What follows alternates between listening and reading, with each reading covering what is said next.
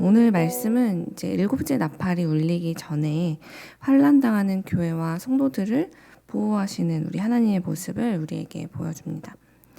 먼저 요한은 주님께로부터 지팡이와 같은 갈대를 받는데요. 그것으로 하나님의 전과 또 제단과 그 안에서 경배하는 사람들을 모두 측량하라 하는 말씀을 듣게 되죠. 여기서 성전이란 예수님의 이 초림 때부터 재림의 날까지 있는 그 모든 교회들을 상징하는데요. 하나님께서 측량하라라고 하신 곳에 있는 사람들, 그 자들은 하나님의 돌보심을 받게 되지만 하나님께서 측량하지 않고 그냥 내버려 두라라고 하신 성전 바깥에서는 42달 동안 이방인에게 이제 그들이 짓밟히게 되는 그런 일들이 일어나게 됩니다. 42달이라는 기간은 예수님의 부활과 그리고 이제 승천하신 이후 재림까지 그 사이의 기간을 가리키는 상징적인 표현이 바로 42달인데요. 그래서 이 이야기들을 해석해 보면 예수님께서 재림하시기 전에 그때까지는 교회가 불신자들로부터 박해를 받는 일들이 있게 될 것이다 라는 뜻을 담고 있습니다. 참 두렵고 마음 어려워지는 예언이죠. 우리가 열심히 하나님을 믿고 신앙생활을 하는데도 불구하고 고난과 박해를 당하게 될 것이라는 소식이기 때문입니다. 왜 우리가 하나님을 잘 믿고 있는데도 고난과 박해를 당하는 일들이 일어나게 될까 하는 의문과 또 아쉬운 마음이 우리 안에 일어나게 되는데요. 사실 가만히 생각해 보면 믿는 사람들이 박해를 당하는 일은 참으로 당연한 일입니다. 왜냐하면 세상은 하나님을 떠나서 죽음을 향해 계속 가고 있는 사람들로 가득 찬 곳입니다. 이 세상의 권세를 잡고 있는 사탄은 한 영혼이라도 우리 하나님께로부터 더 빼앗아 가려고 혈안이 되어 있는 상태죠. 그렇기 때문에 하나님의 말씀에 귀를 기울이고 또 하루 한 번이라도 아니면 못해도 최소 일주일에 한 번이라도 그분의 말씀을 예배 자리에 나와서 듣고 또 예수님을 닮은 말과 행동을 하려고 애쓰는 이 그리스도인들을 보는 이 세상 사람들과 이 세상의 권세를 잡은 이가 우리를 볼 때 느끼는 감정은 정말 눈에 가시와 같은 사람들이야 라고 느껴지는 것이 너무 당연합니다. 왜냐하면 믿지 않는 사람들의 입장에서는 그리스도인들만 없으면 자신들이 짓는 죄에 대해서 그냥 거리낌 없이 살 수 있거든요. 그냥 그렇게 남들 다 저렇게 똑같이 죄 짓고 살고 나라고 특별히 더 다르지 않으니 그냥 이렇게 살아도 내가 뭐 그리 잘못 살고 있나 라는 그런 삶을 유지할 수 있는데 그리스도인들만 나타나면 다른 거예요. 예를 들어 요즘 많은 사람들이 결혼을 하고도 다른 여자친구, 남자친구를 둔다는 그런 말도 안 되는 상황들이 계속해서 일어나고 또 돈이면 다 해결돼. 돈으로 해결될 수 없는 게 없어.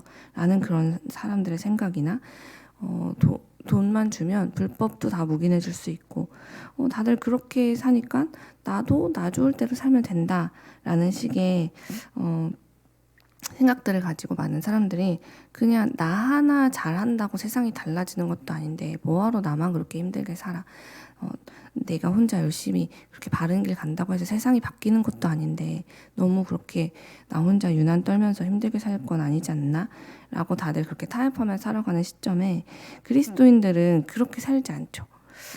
예수님께 배운 대로 하나님의 말씀을 하루라도 실천해 보려고 하고 하루에 한 번이라도 지켜보려고 노력하면서 무너지더라도 또 회개하고 다시 일어서고 바르게 살려고 하는 것이 그리스도인입니다.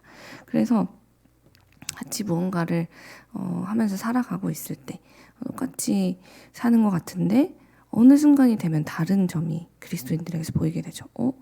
하나님께서 분명 주신 가정을 잘 지켜내라고 하셨는데 나만 잘 되려고 다른 사람들을 희생시키는 건 옳지 않다고 그건 죄라고 말씀하셨는데 하나님께서는 우리 예수님께서는 우리에게 사랑 주실 때 give and take라고 하지 않으셨는데 언제나 그분의 아가페적인 사랑으로 주고 또 주라고 말씀하셨는데 그러면 너도 더 그보다 큰 걸 받을 것이다 라고 말씀하신 게 아니라 그러면 주면 줄수록 주는 내가 더 행복해지는 그런 놀라운 일을 경험하게 될 것이라고 우리에게 말씀하셨어 라면서 대가 없이 우리가 받은 사랑을 이웃에게도 베풀고 선을 행하는 그런 모습들이 사실은 이렇게 우리 한 사람, 그리스도인 말씀대로 사는 그리스도인 한 사람만 등장하더라도 그리스도의 말씀과 전혀 상관없이 살던 사람들의 마음에 그것이 자신들의 죄를 깨닫게 하는 사건이 되는 거예요.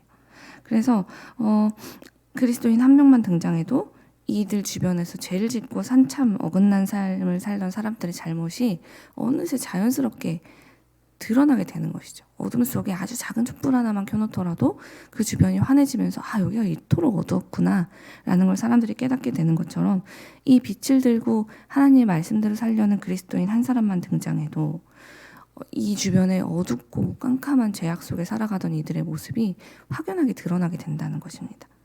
그러면 사람들이 이 빛을 든 사람을 따라와서 그들의 모습을 고치면 되는데 이들도 같이 그 빛에 불을 밝히면서 자신들도 이제 밝은 곳으로 나아가면 되는데 그게 싫은 거예요.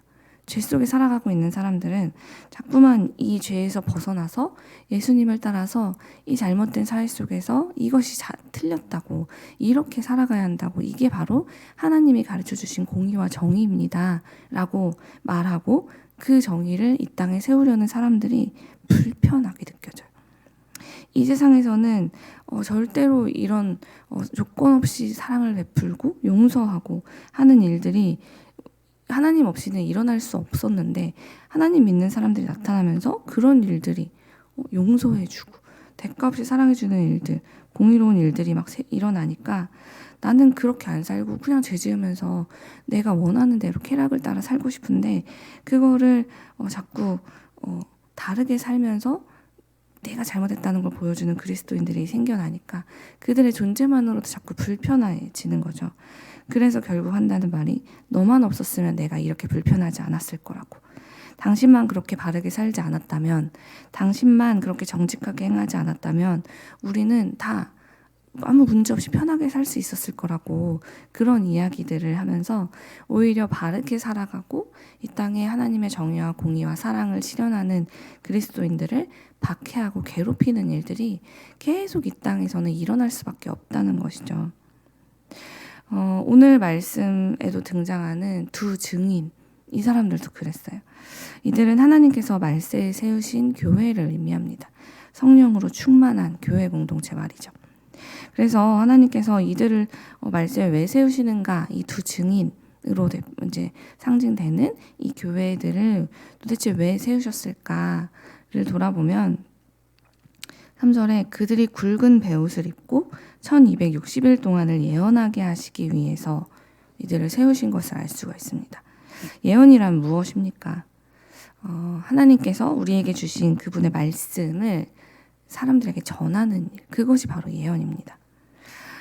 우리가 매주 예배 가운데 또는 이렇게 매일 하나님께 우리의 하루의 첫 시간을 드리는 시간 가운데 말씀을 묵상하면서 주님이 우리 각자에게 주시는 이 말씀들을 우리의 말로 전하기도 하고 또 우리의 삶으로 직접 보여주는 그 일들 하나하나가 이 두 증인이 하는 일들인 것이죠. 하나님께서는 이 사명을 감당하게 하려고 교회를 세우셨습니다. 이 땅에 말이죠. 그리고 그 사명을 두 증인이 감당하기 위해서 이 교회들이 이 사명을 감당하기 위해서 필요한 모든 권세와 능력도 우리에게 부어주셨음을 알 수 있습니다. 이미 그 권세를 먼저 주신 다음에 이 사명을 감당하라 라고 말씀하세요. 그래서 5절을 보면 누구든지 이들을 해치려고만 하면 그들의 입에서 불이 나와서 그들의 원수를 삼켜버릴 것이고 또 누구든지 그들을 해하고자 하면 이같이 죽임을 당할 것이다 라고 하나님이 아주 단호하게 말씀하시는 걸 볼 수 있죠.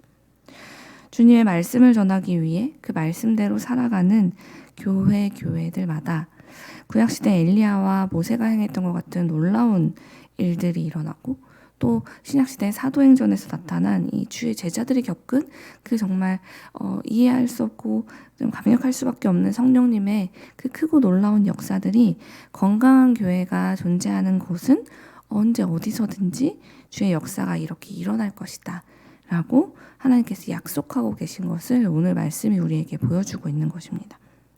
그러나 그럼에도 불구하고 하나님이 정하신 이 계획에 따라서 측량하지 않은 곳에 있는 측량하지 말라라고 하신 성전 바깥들은 측량하라고 했던 이 성전과는 다르게 42개월 동안이나 이방인에게 짓밟히는 일들을 겪게 되고, 또 이 두 증인들도 하나님께서 너희는 이 기간 동안 예언해라 라고 정해주신 1260일이 지나면 이제 무적행에서부터 올라온 짐승의 공격을 받아서 죽임을 당하고, 또 불신자들에게 3일 반 동안 큰 수치를 당하는 그런 박해와 환난의 날을 겪게 된다라는 말씀도 하나님이 지금 일러주고 계세요. 이제 앞에서 말씀드린 것처럼 하나님의 말씀을 알고 또 그 말씀대로 살아가는 사람들은 이 죄에 물든 사람들로부터 미움과 박해를 받는 것이 너무 당연한 세상이기 때문이죠. 그러나 우리가 비록 원치 않는 이런 박해와 고난을 당할지라도 이 세상이 너무 죄로 가득해서 결국은 죄 없는 우리 주님을 닮은 거룩함을 입은 우리를 이토록 가만두지 않고 막 해치는 일들이 일어나고 괴롭히는 일들이 일어나고, 그래서 고난과 순교를 당하게 될 때라도 그때 우리가 분명히 기억해야 될 것은 우리가 겪고 있는 이 일들이 우리가 믿는 하나님의 능력이 부족해서, 그래서 그분이 우리를 지키지 못하기 때문에 이런 일을 당하는 게 아니라는 것을 기억하는 것. 그것이 우리가 환난과 고난을 당할 때, 박해를 당할 때 꼭 지켜야 하는 믿음의 색깔이라는 것입니다. 우리가 환난과 박해를 받는 것은 주님의 거룩함을 닮았기 때문이죠. 우리가 죄로 가득한 이 세상을 살다 보면, 그래서 거룩함을 닮아갈수록 주님의 거룩함이 우리에게 입혀질수록 박해와 고난은 꼭 겪을 수밖에 없는 일이 되겠지만, 이 박해와 고난 또한 하나님께서 이미 이렇게 말씀하신, 그분이 세우신 계획 안에 다 들어있는 것이다. 그분이 허락하신 기간, 하나님이 정하신 이 날짜, 이 기간 동안에만 아주 잠시 우리에게 일어날 수는 있겠지만 결국은 그 기간이 딱 끝나고 나면 더 이상은 누구도 우리를 해칠 수 없고, 하나님께서 반드시 주님의 거룩하심을 따라 살아간 우리를 구원하시고 승리하게 하실 것이라고 오늘 말씀이 약속하고 있다는 것을 우리가 분명히 기억하고 믿어야 한다는 것입니다. 오늘 말씀 9절을 보면 이 두 명의 증인이 순교를 당한 후에 불신자들이 이 두 증인의 시체를 사흘 반 동안 구경한다 라는 장면이 쓰여져 있어요. 그들이 하나님의 말씀을 전하면서 결국 이런 일을 당했어 라는 게 우리에게 충격이고 참 괴롭게 느껴지겠지만, 하지만 중요한 것은 이들이 하나님의 말씀을 전하는 사명을 감당하기 위해서 사역을 했던, 그 사명을 감당했던 날들은 며칠이었는가를 떠올려 보면 1260일이라는 아주 긴 기간을 하나님의 뜻대로 말씀을 전하면서 기쁘게 그 사역을 감당하며 살았던 것을 알 수 있습니다. 하지만 그에 비해서 이들이 수치를 당하는 기간은 겨우 3일 반이라고 대조적으로 이야기하고 있죠. 이 짧은 3일 반의 시간이 지나면 어떤 일이 일어나는가에 대해서도 분명히 세세하게 적고 있는데요. 11절과 12절을 보면 3일 반 후에 하나님께로부터 생기가 이미 죽은 두 증인에게로 들어가서 그들이 다시 자기 발로 일어나는 역사가 일어납니다. 그리고 그것을 지켜보고 있던 사람들, 불신자들, 또 이들을 박해하던 이들이 정말 크게 두려워하는 일들이 일어나게 되죠. 그리고 하늘에서부터 큰 음성을 그들이 듣게 되는데 하나님이 두 증인에게 이리로 올라오라 라고 말씀하시고, 원수들이 지켜보는 가운데 그 두 증인들이 구름을 타고 하늘나라로 올라가는 것을 보여주고 있습니다. 사랑하는 여러분, 오늘 하루를 시작하는 이 시간, 전능하신 우리 하나님께는 결코 실패가 없다는 것을 믿는 우리 모두가 되었으면 좋겠습니다. 우리 하나님은 실패는커녕 단 한 번의 실수도 없으신 분이시기 때문이죠.